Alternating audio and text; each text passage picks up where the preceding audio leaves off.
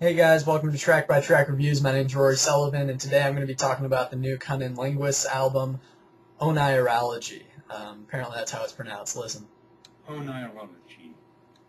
Oneirology. Oneirology. Oneirology. Sounds like a GPS, but yeah, Oneirology apparently, and I believe that's like the study of dreams, and that's definitely a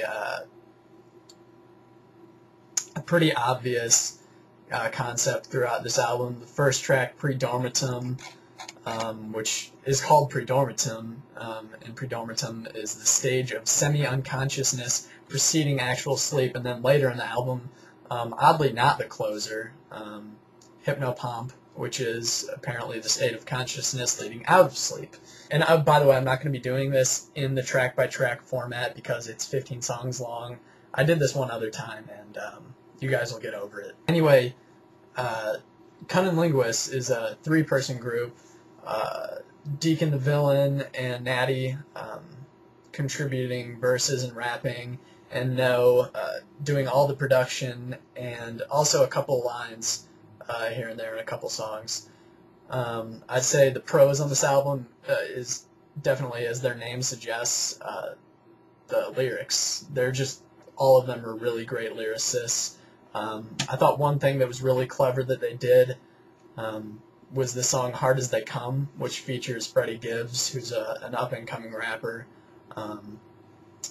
That song is sung from the perspective of drugs. So when Freddie Gibbs is rapping, he takes the character of cocaine. So, like, a line he does is, "I'm the only friend you got. You tried to sell me, but you took a hit, and eventually you just couldn't stop." Another thing I like about the lyrics is just really clever wordplay. In the song Shattered Dreams, they open up with the song pour me a shot of Patron, so you don't really know if it's pour, P-O-O-R, or P-O-U-R. It really could be either. I love when lyricists do that. I think we talked about that with Destroyer. I sort of talked with Velocities and Music about that for a little bit. I think it's really cool when writers do that. And a lot of the lyrics are really deep. But when it comes down to it, they all stick to the concept. Like on the song Hard As They Come, they're singing from the perspective, or rapping, from the perspective of drugs. But he still incorporates something that sticks to this dream concept, which is pretty much mentioned on every single song. I haven't really double-checked that, but I would assume that it is. On that song, he sort of says, "I'm a monster, but not the kind that resides up under your bed." So each song they sort of insert the dream concept to sort of stick to it, and I think they did a really good job of that.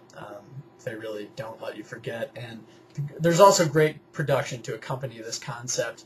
It feels very dreamy. A lot of the stuff adds in synths, and I like at the beginning of the song Darkness, you sort of get this cymbal play over the drum beat, which makes it seem a little dreamier, and just everything about it's really well done. It's a really well executed concept. I also love that the production is really consistent, and that's definitely due to the fact that the producer No does literally all of the production. And another thing I like about the production is that it feels very natural at times. There's a couple exceptions, but for the most part, the drums sound very real. There's some actual guitar that was added to the music, and some additional keys done. And also there's just some really catchy vocal hooks that all sort of tie together. I mean, they're all from different songs, and I even looked up a couple of the songs that were pretty hard to find, pretty obscure stuff. But he somehow manages to make them all fit together to form a pretty damn cohesive album. Another just sort of small thing that I really liked is the guest appearances aren't too overwhelming. There's a pretty good amount of guest appearances. You got Freddie Gibbs, Tone Deaf, Big Crit, and then a couple people who sing. But overall, it doesn't feel like the guest appearances take over at all. Really, it's Natty, Deacon the Villain, and No that really took the reins big time. And no one really gets in the way of that or steals the show, I don't think. Which isn't to say that the guest appearances weren't really good. I think Big Crit's song, I think, is really great. Hard As They Come is really great. The song that Tone Deaf is on is really great. But I just like that they didn't stuff this thing with guest appearances. I hate when when groups do that. As far as cons, I'd say a few of the songs are a little corny. Sticking to the dream concept, while really cool, results in a couple cheesy moments like Stars Shine Brightest, even Dreams and Hypnopomp. They sort of go from talking about like literal dreams to sort of they turn it into like a metaphor, like aspirations instead of actual dreams that you have in your sleep. And at times it's a little corny. It's like aim for the stars and stuff like that. That's just kind of cliched. It also does fizzle out a little bit towards the end. I'd say the first half of this album is definitely a lot better, to me anyway. There's like 3 songs in a row that just really don't do it for me, and that's Looking Back, Dreams, and Hypnopomp. Hypnopomp is kind of a weird, like spoken word thing. And it's this lady telling this. It sounds like almost like a Greek mythology, like story or something, and I just don't really see why it makes sense to be there, and it seems very weird. Luckily, although Hypnopomp is the epilogue, it doesn't end there. It ends with Embers, which is a strong track. I'm glad they decided to end with that as opposed to Hypnopomp. That would have been a horrible closer. I'm going to go ahead and pick my favorite songs on here. Shattered Dreams. I love that song. I love the guitar. It's really good.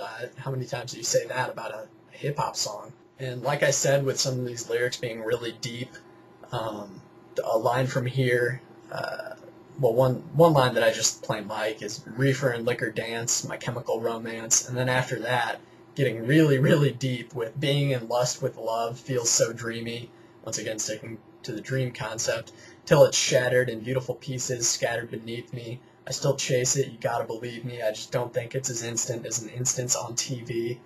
That's really some of the best lyricism I've ever heard.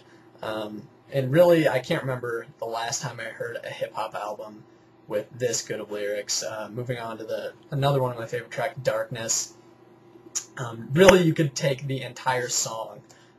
Every single word from this song, all the lyrics are really good. I'm just going to pick out a small part of it.